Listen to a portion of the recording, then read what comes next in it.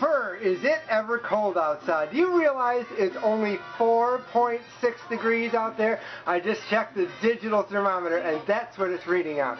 Hello again everybody, this is Migueltio in the North Country Latino. Let me tell you something, when it's that cold outside, comfort food. Totally comfort food. So we're going to make something I never made on the show before, but I've made this for about 20 years now. It's an awesome recipe. Pizza pot pie. Yes, folks, pizza pot pie. Hey, it's my contribution to celebrating being Latino, posting this. This is National Pizza Week. What a way to, bring it to an end with pizza pot pie. It's awesome. Anyways, you start with a package of yeast. And of course, with most packages of yeast, you can't just simply rip it off. You got to cut it. Put it into a bowl. Yeast into a bowl. And then get yourself, not very common, but you can find them, half a tablespoon. Get a half a tablespoon measure, half a tablespoon of salt. This is going to be the dough, by the way. This isn't the pizza part, of course. And then you need to go over to the sink, get your warm water if you can when it's so cold out. Takes a little bit, I'm sure it's not 4.6 where you are, but it's 4.6 out here. So let me tell you something. It's cold. Good day for something like this. Some warm water, about 3/4 cup of warm water, and pour that in with the yeast and the sugar. Give it a little stir around so it's all combined, so you don't have any sitting on the top of the bowl, Because sometimes yeast will do that and then it doesn't rise and dissolve right and all that. So this is going to sit here and dissolve for about 5 minutes or so. So give it some time while you're getting the rest of your stuff together. Alright, now after 5 minutes of letting that settle, you put in the rest of the ingredients of the dough. So you take about half a teaspoon of salt.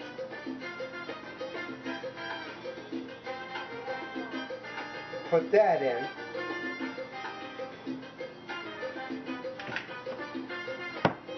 You take a tablespoon of good old olive oil. You're going to put that in.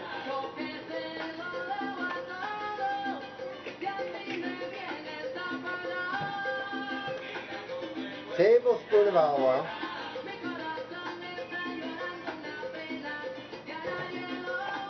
The good oil for you.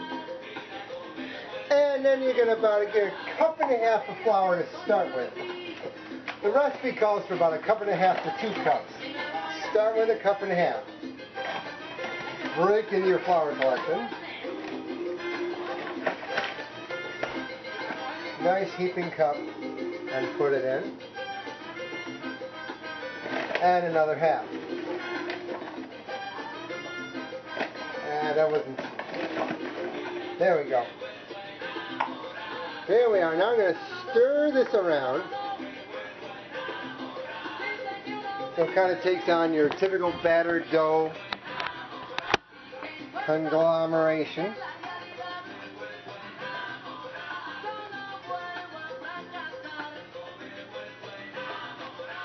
And then once it's pretty stirred well, you're going to put it on this kind of surface here and work it. You're going to knead it just like bread. Okay, so here's your dough all ready to go. And you're going to need to add a little more flour to that other half a cup, because in kneading it and everything, you start kneading it now, it's just going to stick to your hands. So you got to add that other flour to it so you can get it all going, just like making bread. And you start to knead it on a nice surface, just like you would a good loaf of bread. Adding flour to it makes it so it's not so sticky.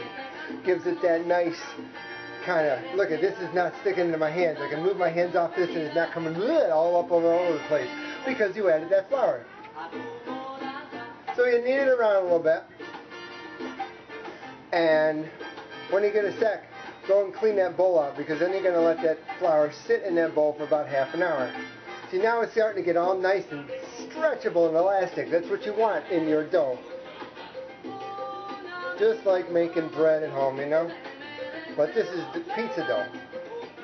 For this anyways. Not as big as a regular pizza dough would probably be. The kind you stretch out and toss in the pan and all that kind of thing. This is for a pot pie. So you give it a good knead. And this is getting really stretchable right here. Look how this moves in my hand. Check this out. Look how it is so elastic. It's just like a rubber band.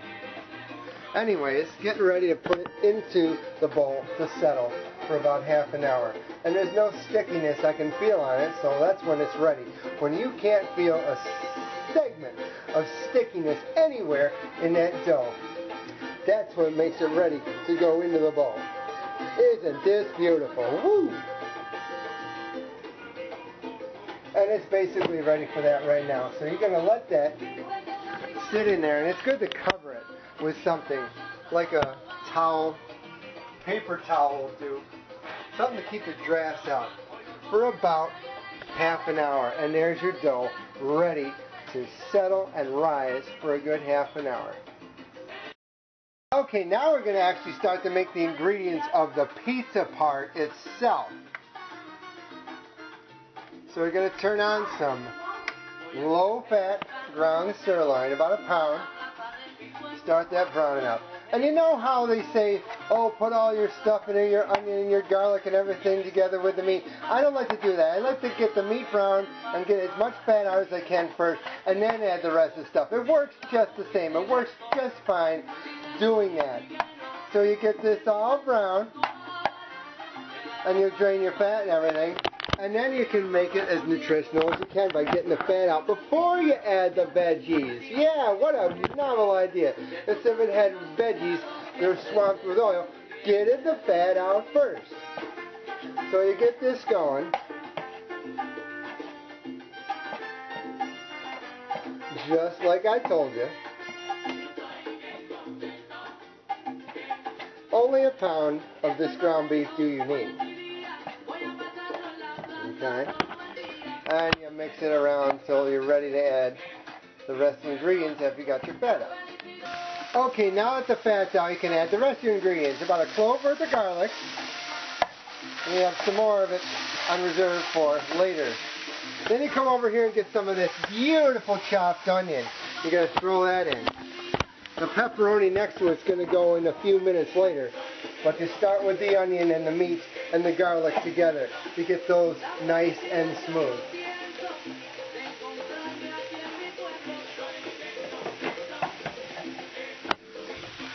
So you stir together your onion, your meat, and your garlic. Turn your heat down a little bit so that onion is nice and soft. A few minutes, nothing big. Usually doesn't take that long, actually.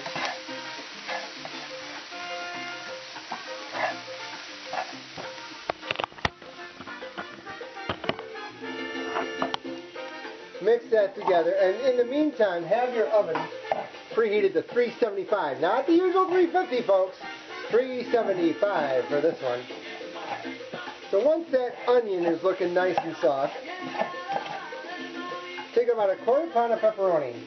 Chop it up, and like I've got here, this is, believe it or not, 70% fat-free pepperoni. It's turkey pepperoni from Hormel, and it's 70% fat-free. Oh, don't bother with that tomato that's right next to it. You're going to see that in a few minutes later. Put all that pepperoni in, okay? And now you're going to mix all that together.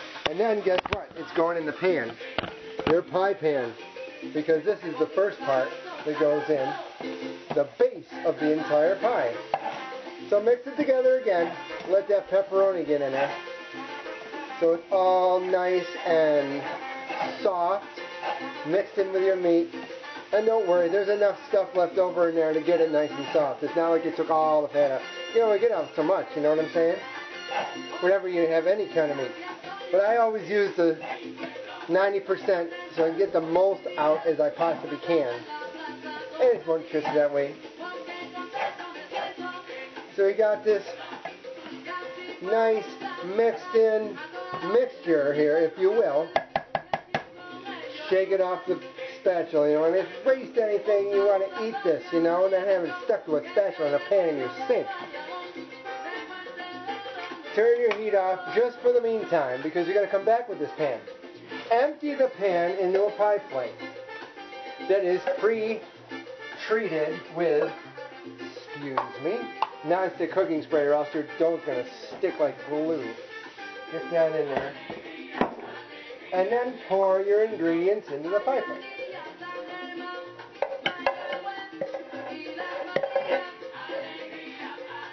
The ingredients that you have there. Scrape it off as best you can.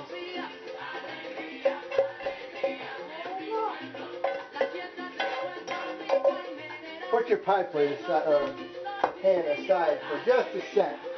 I can show you this right here. And spread it evenly in the pipeline. And that's the foundation. Right there. That is the foundation, folks. Now, you're going to let that settle for a bit. You're going to go back to your pan.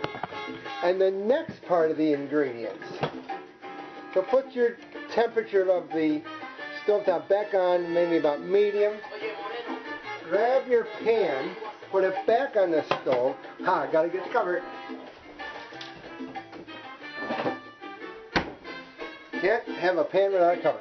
Especially when you're going to take it, and in your pan, you're going to drop in some spinach. Now, if you're like me working with fresh spinach, get the tails off, or the stems, jeez, as much as you can, because the stems, you don't want to eat stems. So clean it up, break the stems off as many as you can. Luckily, this little batch didn't have as much stems on it. Put it right over in that pan. And it looks like, how are you going to fit all that in there? Don't worry, you're going to wilt it. Okay? It's going to wilt. So you've got it in your pan, and you take that other clove of garlic you had on hand, and you put it in with it.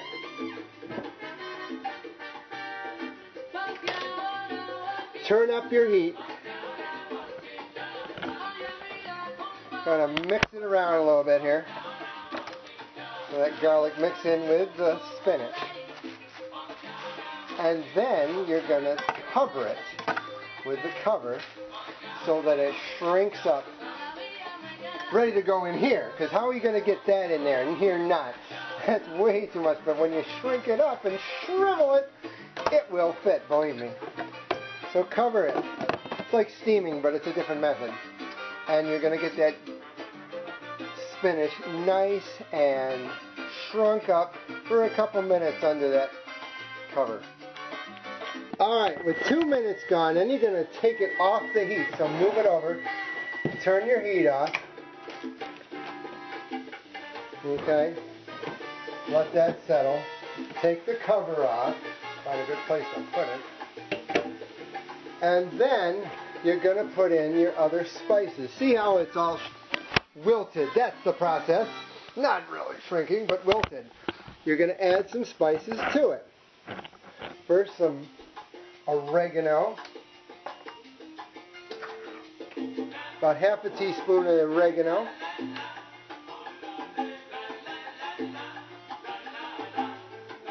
Okay. And also some basil. That would be a teaspoon.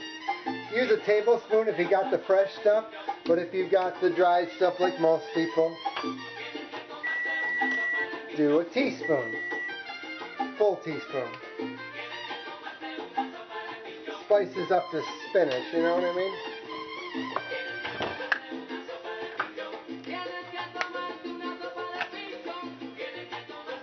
And a little bit of red pepper, just to give it a kick, you know? That's only about maybe a quarter teaspoon, it's very little.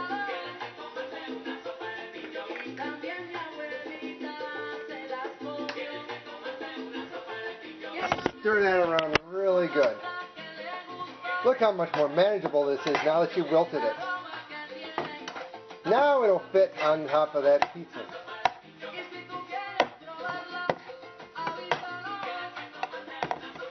And you're going to take that and spread it right across that meat in the pie pan.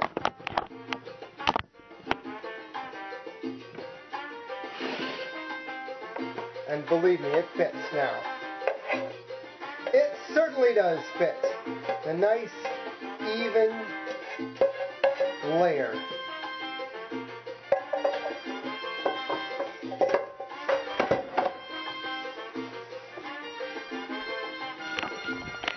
like I said, look at that.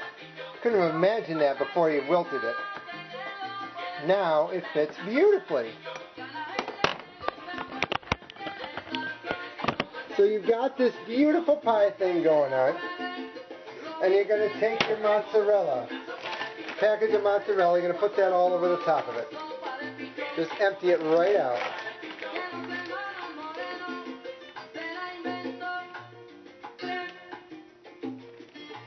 And you got some Parmesan here. Start off with a 1/4 cup. And top that right over your mozzarella.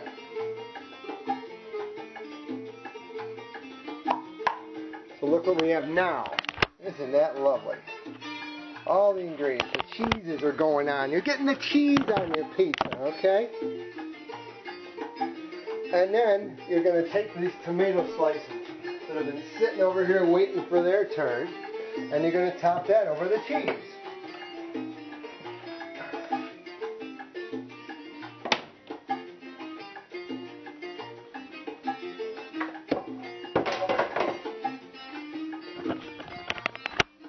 Spread them evenly. Add a little more of the Parmesan on top. Now what I did with that beautiful dough is I took it and rolled it out like a rolling pin. Look how it covers that so beautifully. Make some slits with a very sharp knife. Spray it with nonstick cooking spray all over thoroughly. And now it's ready to go in the oven for a good half an hour, 35 minutes. There it is, all done and out of the oven. Isn't that delicious? This is Migueltio, the North Country Latino, saying, hey, if it's cold outside, that means it's time to eat. Enjoy pizza pot pie.